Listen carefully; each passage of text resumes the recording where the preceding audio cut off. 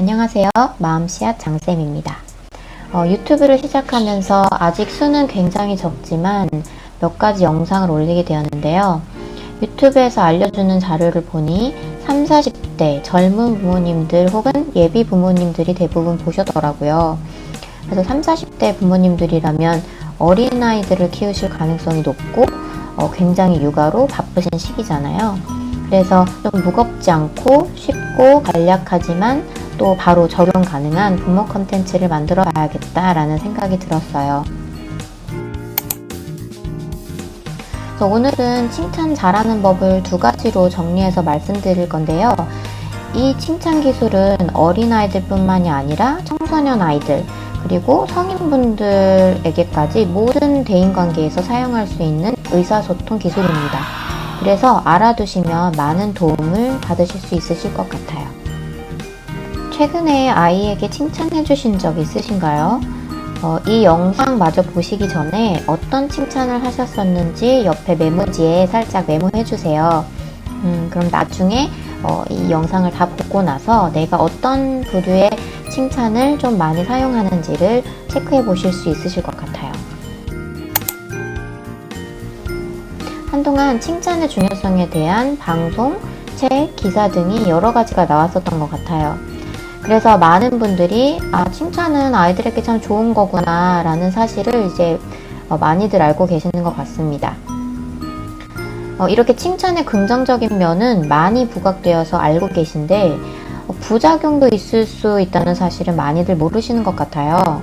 그런데 칭찬도 부작용이 있습니다. 칭찬을 크게 두 가지로 구분해 볼 수 있는데 이 두 가지를 골고루 쓰지 않고 한쪽으로만 좀 치우쳐서 사용하시면 칭찬이 부작용을 가져오기도 합니다. 그럼 일단 두 가지 칭찬이 무엇인지에 대해서 말씀드리겠습니다.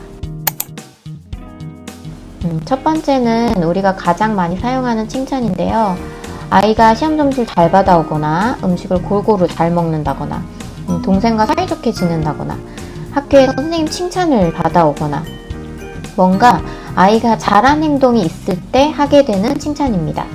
이런 칭찬은 아이가 칭찬을 받을 만한 행동을 했기 때문에 어려움 없이 부모님들이 칭찬해 주실 수 있어요. 결과와 과정에 대한 구체적인 칭찬인데 이런 칭찬의 장점은 아이가 어떤 행동을 했다가 칭찬을 받으면 그 행동을 또 하려고 하잖아요. 그래서 그 잘한 행동을 더 강화시켜 줄 수 있습니다.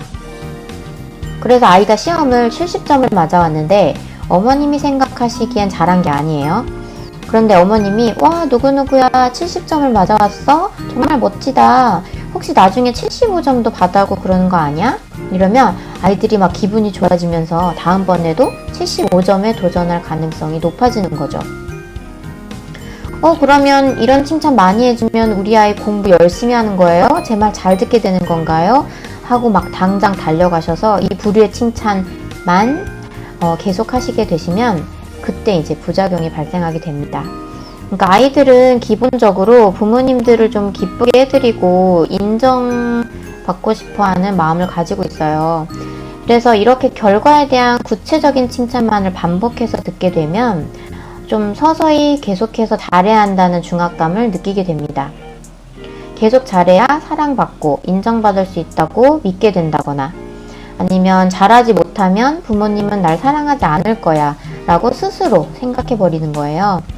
부모님을 기쁘게 해드리기 위해서는 계속 무언가를 잘해야 한다는 그런 압박감에 빠지게 되는 거죠.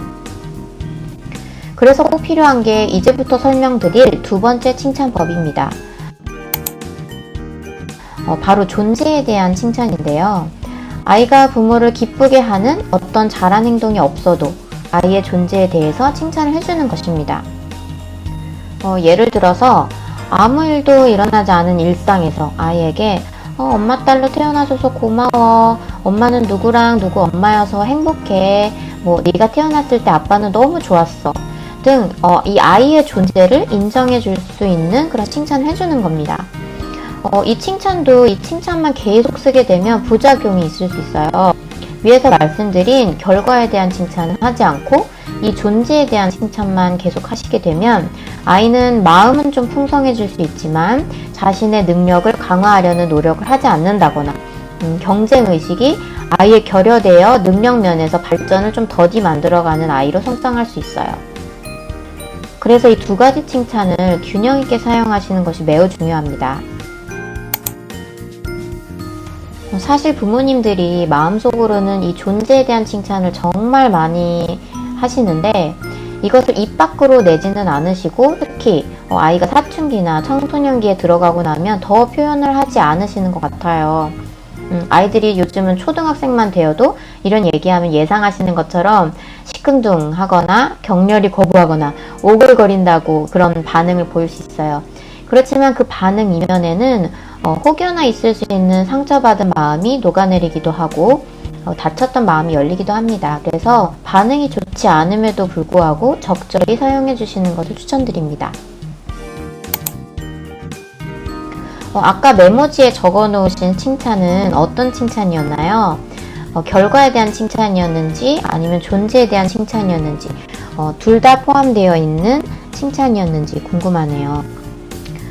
내 칭찬 패턴을 좀 점검해 보시고 오늘부터는 이 두 가지 칭찬을 적절한 비율로 잘 사용하셔서 결과에 대한 칭찬으로 아이가 자신의 강점을 좀 강화하고 그로 인해 자신감이 상승할 수 있도록 도와주고 또 존재에 대한 칭찬으로 아이가 결과와 상관없이 사랑받고 있음을 느끼게 해주시길 바라볼게요. 그럼 저는 이만 인사드리겠습니다. 오늘도 끝까지 시청해주셔서 감사합니다.